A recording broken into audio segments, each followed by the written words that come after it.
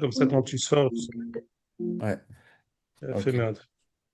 Tov. Ouais, c'est Rabotaï, alors on reprend quand même parce qu'on a fait un intermède, même si le shiur de la semaine dernière qui était, on va dire, hors concours par rapport à Ezra Nehemiah, mais était tout à fait en rapport avec ce qu'on avait fait.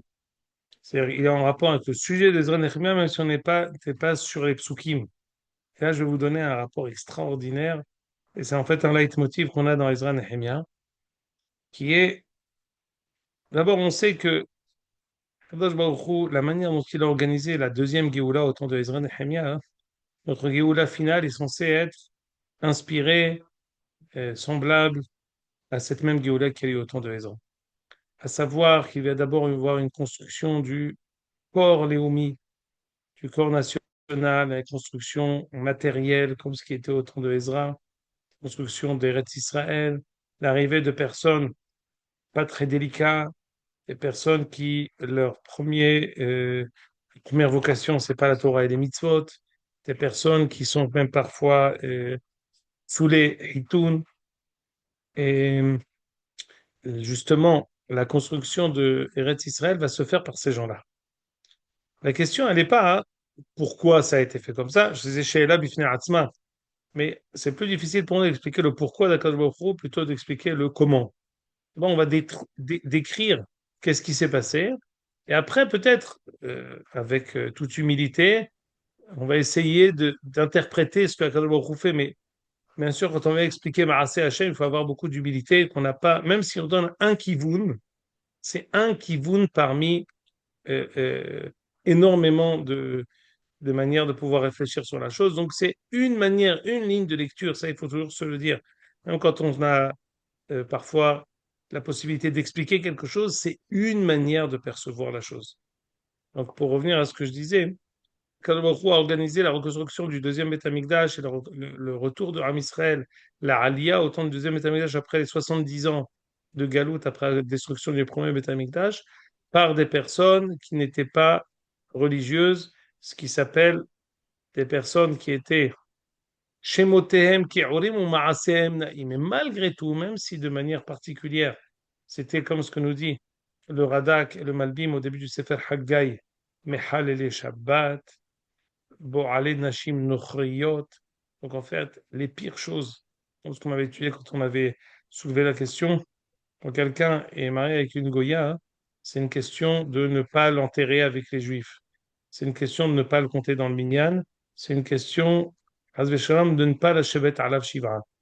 Pourquoi? Parce que quelqu'un qui itnaker les maaseh avotav, c'est l'une des avérotes, on va dire, qui est la moins avéra, mais qui est la plus grave de toutes les avérotes. Comment c'est possible?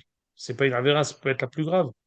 Dit le Shulchan Aruch au nom de Yehezkel, un passage dans Yehezkel, qu'il y a il y a des avérotes comme ça, hein, que même si elles ne sont pas sanctionnées des plus grands onashim, et qu'elles ne sont pas sanctionnées des plus grands lavim, shieshbo karet, shieshbo skila, c'est les avérotes les plus graves de toute la Torah. Pourquoi? Parce que ça ne s'appelle pas que je suis dans la Torah, mais je fais une telle avéra ou telle mitzvah. Ça s'appelle que je me détache du clan d'Israël. J'ai coupé la branche de l'arbre sur laquelle elle était suspendue, de là où je tirais ma vie, et Zachi Hamour. Mais tu peux dire non, mais c'est pas Hamour. C'est comme si je vous dis, une fois, quand je reviens le mercredi soir, je reviens du deuxième shiur que je fais, j'écoute le Rav Harouche, Rav Shalom Harouche, donc il est très connu. Donc il se tourne vers un Kaal tout à fait particulier, entre autres, beaucoup de personnes qui sont plutôt Breslev ou des gens qui sont moins religieux. Il parlait de l'interdit de, limite Bayesh et d'Aberit Malzé, mais bon, l'interdit de prendre des samim. Mais c'est pas marqué dans la Torah. Il dit, non, c'est pas marqué dans la Torah. Mais c'est la avéra la plus grave de toute la Torah.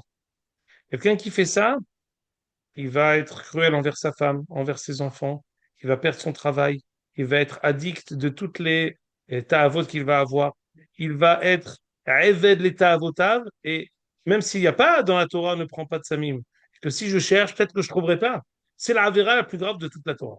C'est mouvan, vous comprenez, ça qu'il y a des avérotes qui ne sont pas écrites, mais c'est les plus graves. Sans rentrer dans le Nishmartem Meod Nafshotechem. Celui qui me dit Nishmartem Meod Nafshotechem, il a tué la avéra. Parce que si c'est que ça, c'est dernier c'est-à-dire. Mais c'est pas ça, c'est plus grave que tout.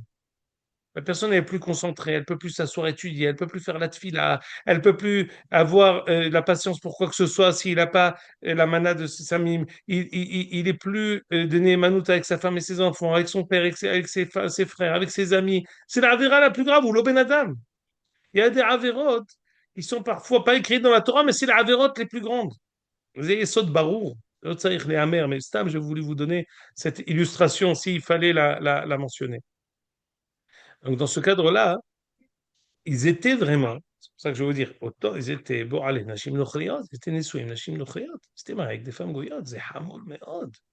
Alors on a expliqué dans l'un des shurim que c'est pour nous dire combien la galoute, elle nous décime. D'accord. Fait Meod, Hazak Baruch, Shat Hashum. Mais il faut comprendre que Israël a travaillé avec des gens comme ça.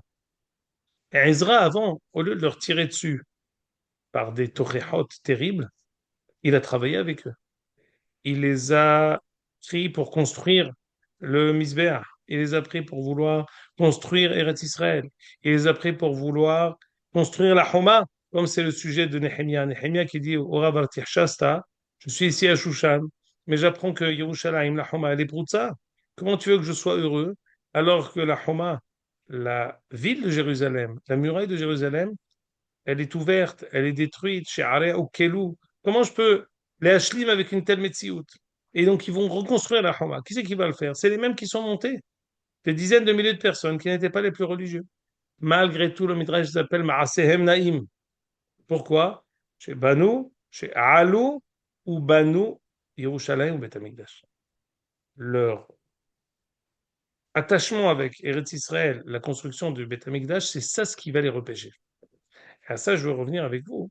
Que Ezra, quand on a étudié dans les Manim Semeha avant Pessah, on apprend ici un grand hinour de Ezra. Au lieu de les rejeter, on les approche, sans tolérer une seconde leurs actes, en étant, et ça c'est quelque chose de très important, quelqu'un qui est en contact avec des personnes non religieuses, souvent, il perd le lapide esh, le har Sinai, oy lahem la biriot mi'albona shel Torah.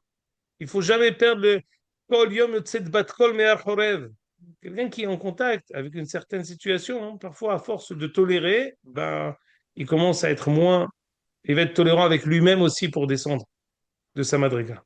Ezra, pendant des dizaines d'années, on dit presque 20 ans, il a attendu de longues années avant de leur dire les Torahot, avant de leur dire que c'est inadmissible ce que vous faites. Mais après avoir attendu tout ça, quand il a ouvert la bouche, ils l'ont écouté tout de suite. On voit ici un hinouch extraordinaire comme ce que dit le Rav Yehuda El-Kalai, parce qu'on avait dit que Rav Yehuda El-Kalai, c'était le Rav de la synagogue en Yougoslavie où le père de Herzl était Gabay. Le père de Herzl était Gabay Beth Knesset. Donc vous le direz à Jérémie qui est un Gabay émérite, c'est un bon hidouche, c'est que si c'est un bon Gabay, il peut avoir un fils qui deviendra Herzl. J'espère dans le bon sens du terme qu'il deviendra Herzl. Enfin, pas dans les mauvais sens, où Herzl il a été mis bané abonné à Shel à Géoulatenu, a été chaliar par Akadosh Baruch Hu pour faire avancer un maillon euh, euh, tout à fait significatif, voire euh, indispensable dans Géoulatam chez l'Israël. Il a été choisi par Akadosh Baruch Hu. Et son père était Gabay dans le Beth Knesset du Rav Yehuda Al-Kalai. Pardon? Shalom. Dans le Beth Knesset du Rav El-Kalai. Et donc, on peut s'imaginer que finalement, et Herzl écrit dans ses écrits que la personne qui a été le plus mashpia dans sa vie, c'est son père. La personne qui a eu le plus d'influence dans la vie de Herzl, Théodore Herzl, c'est son père. Qu'est-ce qu'il écoutait son père à la synagogue? Un bon gabaye qui se respecte. Il écoute la dracha du Rav. C'était quoi les drachas du Rav Yehuda Al-Kalai? C'était que quand la Rambam nous dit En Israël nig'alim ela bitshuva, la Géoula d'Israël n'est que par la Teshuvah, disait le Rav El-Kalai, c'est-à-dire le fait de s'attacher autour d'une mitzvah qui va être une mitzvah qui va tous nous unir, autour de laquelle on va tous être unis, c'est ça la Teshuvah. Teshuvah, hein, ça ne veut pas dire qu'on va être religieux avec la casquette. Ça veut dire qu'on va être tous attachés autour d'une mitzvah qui va nous élever vers un Erech Elyon autour duquel on va tous être égaux. On va tous avoir ce Erech Elyon, cette valeur transcendante qui va nous transcender, divine, qui est Yishuv Eretz Israël, c'est quelque chose qui va tous nous unir. Comme ce qu'on avait dit au nom de le Rav Yeshua Malko, le Rav Yeshua Lemikutna, Kevan chez Houtim, Benonim, et Rabbe Ma'ala. De même que toutes les personnes, on voit que c'est un phénomène qui touche toutes les shravot de la Ouma, en safek chez Geoulatam chez l'Israël. Avait dit le Rav Yeshua Malko il y a 150 ans. Un phénomène qui touche toutes les sderot de la Ouma, hein, c'est un siman que c'est quelque chose de pnimi. C'est pas une itorerut hitzonite, c'est une itorerut pnimite qui touche la Ouma. C'est ce qui touche ici. Alors, il y avait Ezra, il y avait Yoshua Cohen Agadol, il y avait une représentation de toutes les sderot à Ouma. Quand il y a un Erech Elyon qui nous rattache tous, Karov Levada Shenit Notzetz Or Geoula. Et à ce titre, Ezra, quand ils vont tous s'attacher autour de lui pour revenir, construire, Ezra va voir par cet attachement au Yishuv Eretz Israël le Erech Elyon, En Israël Nigalim et la Bitshuva. La Tshuva, c'est les mitzvot Yishuv Haaretz. C'est ça ce qui va les unir. D'ailleurs, le Rav El Kalai, il avait étudié chez le Rav Bibas. Et ce Rav Bibas, si mes souvenirs sont bons, il était marié avec la fille du Orahaim Akadosh. C'est-à-dire que ce sont les mêmes enseignements du Orahaim Akadosh dans Parashat Behar, Kafé, Kafé, qui amour ahicha, que dit le Orahaim Akadosh, que alze atidim adonai haaretz iten et adin, qui amour ahicha, dit le Orahaim Akadosh, ze ahim, shel Akadosh Baruch Hu, c'est les tzadikim, les ma'an ahai vere'ai. Et si Am Israël fait teshuva, soit eux, ils engendrent la teshuva. Mais sinon, c'est moi qui viendrai, birvodi ou vatzmi, pour faire la geoula, pour les horaires, et taouma, même les proutim, ils viendront pour faire la geoula. Et il dit, ve'alze atidim a donné à Aretz iten et adin, termine je vais vous le sortir tout de suite. C'est Vaikra Kafé Kafé. Tu crois que tu peux le trouver, Ben? Vaikra Orahim Kadosh Kafé Kafé. Je le trouve une seconde, je prends le livre.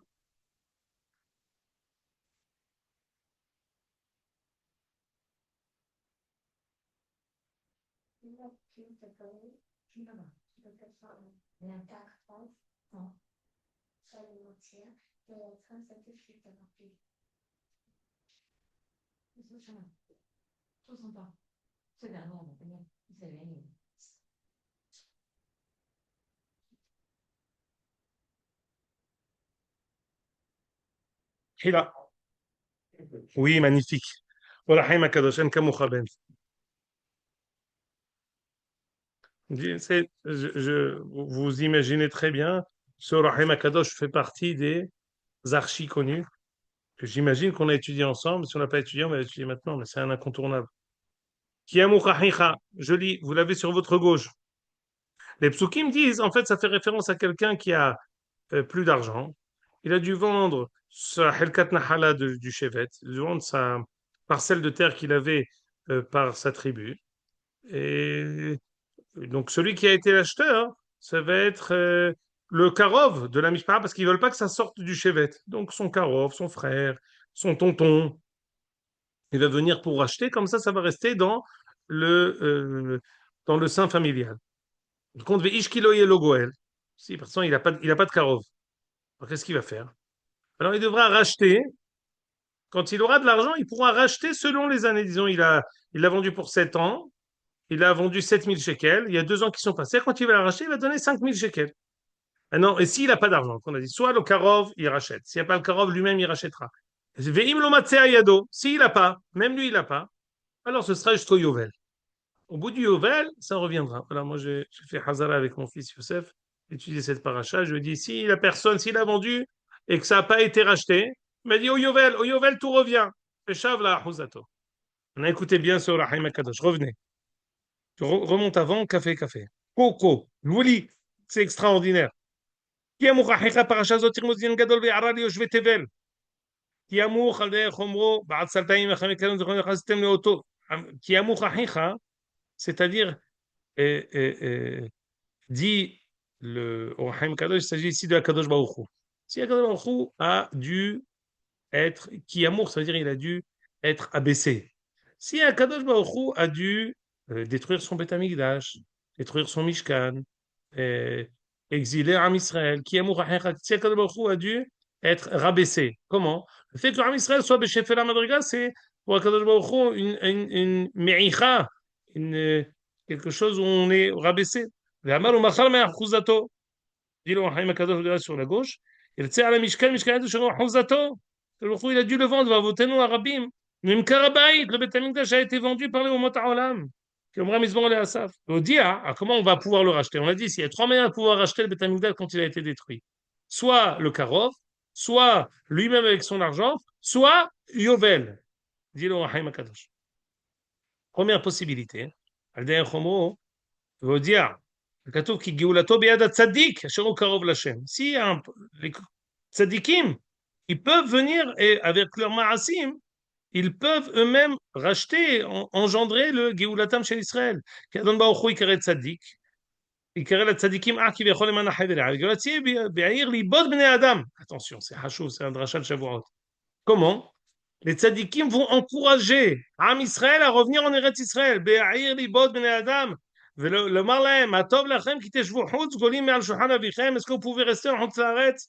Quand les tzadikim vont prendre la responsabilité de faire revenir Am Israël en Eretz Israël, c'est ça leur possibilité de pouvoir faire une geoula, un rachat justement du baït d'Akadosh qui a été détruit. Umi erav lachem achayim, pouvez-vous rester en Hutz Laaretz quand vous n'êtes pas au Smuchim al Shulchano Shel Makom, c'est un gabon. Seconde, Uvazeig al Hashem Mimkaro, regardez les trois dernières lignes. ועל זה עתידים ניתן את הדין כל אדוני הארץ גדולי ישראל, ומהם יבקש השם עלבון הבית יעלו. C'est quand les tzadikim ne feront pas ça, Akadosh Baruch Hu est atid de leur demander des comptes pourquoi ils n'ont pas encouragé à revenir en Eretz Israël. C'est une tvira sur les tzadikim. Pourquoi ils n'ont pas rempli leur rôle? Première possibilité. Deuxième possibilité, Allah, Ishkilo Yelo Goel. Si les tzadikim ne vont pas faire leur travail, Ish si Akadosh Baruch Hu, Hashem Ish Milchama, il va pas, les tzadikim ne vont pas être à la hauteur. שלא גואל, אין איש שם על לב, אין מנהל ואין מחזיק בידו אומה להשיב אל אביה, personne ne va les encourager à revenir. Qu'est-ce qui va se passer? האיסורים והגלות הם תיקון האומה להכשירה. Il va devoir nous envoyer des Isurim pour que, en faisant ces Isurim, c'est ça ce qui va nous préparer à être ensuite délivrés. On va avoir, on va passer justement un certain sidra qui va nous rendre aptes à être délivrés. Et dernière chose, vas-y, ça c'est si j'ai un karov. Si j'ai pas de karov, moi je peux pas, j'ai pas de karov. Il va se passer. הנה צד שמך ובעוונותינו, בסדר? יעוונו חוב על האדם, טק, טק, טק, טק, טק, טק. Dit le Haïm à la fin, hein, que si finalement arrivera le Yovel, et encore une fois, il a fait un shtar avec nous, regarde s'il y a encore un pasouk, parce qu'il est marqué ici, Afilu Reshaim. Ah voilà, c'est ça ce que je cherchais. Veimlo matzah yado. Si maintenant il n'y a personne, Im yir'eh Adon kien koach ba'am lisbol havalim od. On peut plus 2000 ans de galoute, on a été rémoussim, chifflé, tué, décimé en galoute. On peut plus tenir. Rabou havotem le ma'al arrosh, on peut plus. Afaz ba'em koach hasabbal, on peut plus tenir. Hayam im karot shenat hayovel. Il y a un gvoul. C'est pas ad vitam aeternam qu'on va être en galoute. ושב לאחוזתו כי קץ הגלות ישנו, אפילו יהיו ישראל רשעים גמורים חס ושלום. Il y a à la galoute une limite. Et même si on était censé l'avoir avec nos mitzvot, mais on l'a pas fait avec nos mitzvot. Alors on a eu avec les Issourim, mais à un moment c'est plus possible, on peut plus tenir. Alors on dit yesh gvul, afilu reshaim gmurim. Mais on voit ici que comment les tzadikim auraient été censés à rappeler, ramener, allier tout à Israël en leur disant Hatov lachem, la shevet be'eretz nechar, est-ce que c'est bien pour vous d'être bechutz la'aretz? C'est ça ce qu'on était censé éveiller. parmi Am Israël pour leur dire de revenir. C'est-à-dire autour de la mitzvah, c'est ce même message du Rav El-Kalai. C'est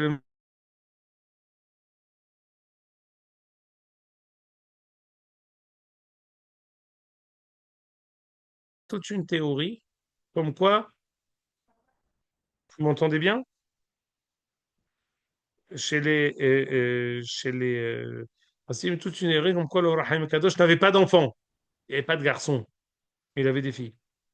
Il avait des filles et il les a mariées, donc Bibas était au Maroc, il n'y a pas de problème. Al-Kol Panim, donc ça c'était pour vous dire que ce derrière de Géoula, hein, qui est de s'allier les Asef autour de Mitzvah Teshuvah Haaretz, c'est ce qui était autour de Ezra, c'est ce qui est aussi dans la dernière Géoula.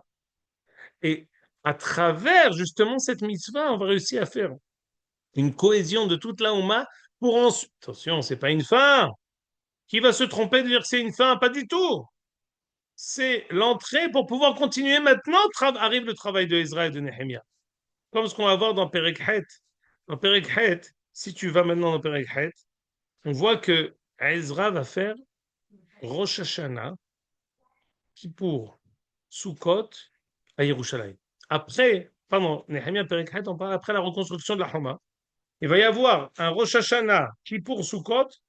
Le Passouk va raconter il n'y a pas eu de Sukkot comme ce Sukkot qui a été fait au temps de Ezra. C'est spécial.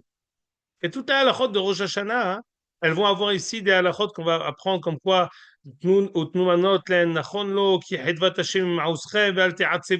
regarde ici, il descend un peu Ben, voilà. On est ici Rishon, le Chodesh HaShevi'i, il descend un peu encore. Voilà. ויקראו בספר תורת אלוהים. Donc il a lu à la Torah Ezra. ואומר נחמיה ועזרא הכהן. והלוויים, היום קודש הוא להשם אלוהיכם, c'est un jour qui est kadosh, c'est Rosh Hashanah. Al tit'abelu ve'al tifrou, ils ont tous pleuré quand il leur a lu à la Torah. C'est extraordinaire. Quand on arrive, et ici un douche de coma de toute la Ouma. Bon, après avoir eu cette galoute de 70 ans, on est redevenu pratiyim. On est redevenu, on s'est séparé du klal. Bevadai s'ils étaient mariés avec des goyotes. Le tzad prati de toute la Yahadout, il s'est, comment dire, il y a parfois cette contradiction terrible de quelqu'un qui est marié avec une goya, mais il est à la synagogue, il veut dire l'amnatseah, il veut être shaliach tzibour, c'est un champion de religion et tout ça. Champion de religion, mais tu es avec une goya, Haboub. Oui, la galoute, elle nous a créé cette contradiction qu'il est possible de pouvoir concilier avec le fait d'être juif religieux avec une avéra qui est tellement que séparée de Ham Israël. Or, ici, le hidouche, c'est que Ezra les a d'abord ramenés avec la Houma. Il les a rattachés à la Houma par la mitzvah d'Yeshuva Haaretz. Et quand tu vas leur lire à la Torah, eux-mêmes, ils vont dire Fatima, sors par la fenêtre. C'est fini, je veux plus te voir. Il n'a pas eu besoin de parler. Il l'a fait s'enfuir parce que il lui a recréé cette conscience de Ham Israël qui va faire que lui-même, il veut la vomir. Il veut pas. C'est quelque chose qu'il ne peut plus supporter lui-même. Son appartenance au klal, c'est ça cette teshuva qui va lui permettre de vouloir s'enfuir. Vous comprenez? C'est à dire. D'où l'importance de La question qu'ici que je vais voulu aborder avec vous, c'est dans quelle mesure on raconte ce Rosh Hashanah plus qu'aucun autre Rosh Hashanah dans tout le Tanakh. Il y a pas de Rosh Hashanah dans le Tanakh. Ah, mais si Bishlof, sans réfléchir trop, sans avoir réfléchi à la question, avoir recherché, j'ai pas souvenir que Rosh Hashanah soit raconté dans le Tanakh par Yehoshua bin Nun ou quoi que ce soit. Non. Le Rosh Hashanah qui est mentionné, c'est celui de Ezra Nehemiah, c'est là-bas qu'on apprend toutes les halachot, que Altivku, Kivochim Kolaam, ils ont tous pleuré quand ils ont entendu. Il leur a dit non, ne pleurez pas. Pourquoi ils ont pleuré? Parce qu'ils ont été mis devant leur responsabilité, devant leur propre identité. Comme quand quelqu'un, tu lui dis ça te ressemble de te comporter comme ça? Ah, il éclate en pleurs. Non, Zéloani. Zéloani. Anilomatim lésé. Je suis pas. Ça me ressemble pas. Mais pour ça, il faut. T'es Romain et ta Benadam. Il faut d'abord l'élever. Une fois que tu l'as élevé, tu peux lui dire Zélomatim lecha. C'est comme ça que tu peux lui dire tu n'es pas à la hauteur de ta propre identité, de ton fort intérieur. En fait, quand il aura fait reconstruire, il a lu à la Torah le jour de Rosh Hashanah. Rosh Hashanah, c'est le moment où nous sommes face à nous-mêmes. Il n'y a pas un jour plus euh, euh, propice à l'introspection sincère. Où suis-je par rapport au dessein divin? Mais pas en tant que prat, en tant que klal. C'est quoi le sujet de Rosh Hashanah? C'est Hachem Elokei Israël Melech Malchuto Bakol Mashana. Qui est le roi d'Israël, c'est le roi du monde. Pas, on ne peut pas rencontrer Akadosh Baruch Hu que par en tant que Dieu d'Israël, Dieu du monde. Mais en tant que Dieu universel qui n'est pas. On peut rencontrer Akadosh Baruch Hu qui est universel que quand on sait que Avraham, Avamon Goïm. Avraham, c'est notre père. Hen'am levadad yishkon levagoim lo yitchashav. Akadosh Baruch Hu est particulier à nous et à ce titre, il est aussi mondial et de toute la terre. Am Israël, qui est le jour de Rosh Hashanah, il a ici comme une gifle qui le caresse justement de sa propre identité. Et tout le monde a pleuré. Israël leur dit arrêtez, ne pleurez pas. C'est pas le moment, il faut pas pleurer. C'est pas ça le Inyan de Rosh Hashanah, au contraire. Maintenant, c'est le moment de Vayomer Lahem, Nechu, Yichum Hashmanim, Ushtu Matakim, Yishu Nachon, Ki Kadosh Hayom Ladonenu, Ve'al Te'atzevu, Ki Hevat Hashem Ima'uschem, Ve'alvi Mahashim, Hasu, taisez-vous, Ki Hayom Kadosh Ve'al Te'atzevu. Ils sont partis manger, לעשות שמחה גדולה, כי הבינו בדברים שהודיעו להם. Voyons Hasheni, le deuxième de Rosh Hashanah également. Et à ce qu'il est livré à Torah, Vemtseu Katuv. Voilà, ils vont lire le deuxième jour de Rosh Hashanah sur de faire Sukkot. Alors là, ils vont s'éveiller sur le besoin ultime de faire Sukkot. Alors, on lit ça et on devra répéter ça la semaine prochaine parce que là, ici, il y a un Malbim. Il y a des Sfarim du Rav Moshe Tzvineria. Moshe Tzvineria, il a écrit tous les biographies du Rav Kook. Shifhei Areya, Moadé Areya, Haye Areya. Et entre autres, il dit à propos de Sukkot que tous les ans, le Rav Kook étudiait à Sukkot le Malbim qui est écrit justement dans ce Nehemia, qui parle du Sukkot qui a été fait au temps de Ezra Nehemia cette même année. Et si vous descendez, regardez ce qu'il dit dans le Pasuk Yudzaïn. Quelle est la particularité de ce Sukkot? ויעשו כל הקהל השבים מן השבי סוכות וישבו בסוכות כי לא עשו, ils n'ont pas fait un סוכות comme ça, מימי יהושע בן נון כי בני ישראל עדיין הייתה שמחה גדולה מאוד. Depuis Yehoshua bin Nun, il n'y a pas eu un Sukkot comme celui-là. Quand on arrive à Yehoshua bin Nun, je vais vous dire, Yehoshua bin Nun, c'est le premier qui est rentré en Eretz Israël. Cette madriga de Ram Israël en Eretz Israël qui fait Sukkot, c'est la dernière fois qu'il y a eu un Sukkot à la hauteur de ce Sukkot-là, c'était au temps de Yoshua bin Nun. Là, on arrive à une nouvelle, un retour de Ram Israël qui revient après avoir été en partie en galoute, après avoir reconnu, retrouvé son identité collective, son identité en tant que Ram. Ça, c'est le Hidouche.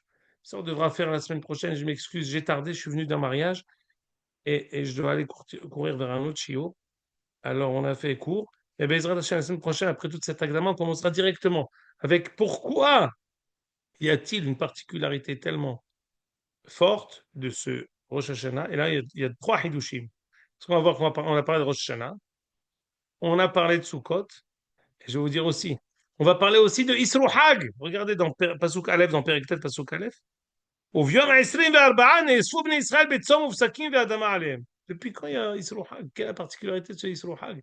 C'est le seul Isru Hag qui est mentionné parce qu'ils sont en Hotz Laaretz. Ils sont en Eretz Israël. On parle ici, Yom Isrim Ve'arba'a, le moment pour nous de, après Sukkot, comment on digère Sukkot, qu'est-ce qui s'est passé dans ce même Mahamad? Ça, Bezrat Hashem, on l'étudiera la semaine prochaine. Je m'en vais. Hiskou v'yamet se'afrem, kol mihaim Lashem. Kol tuv lachem. Shalom. חזק, כל הכבוד. חזק, חזק.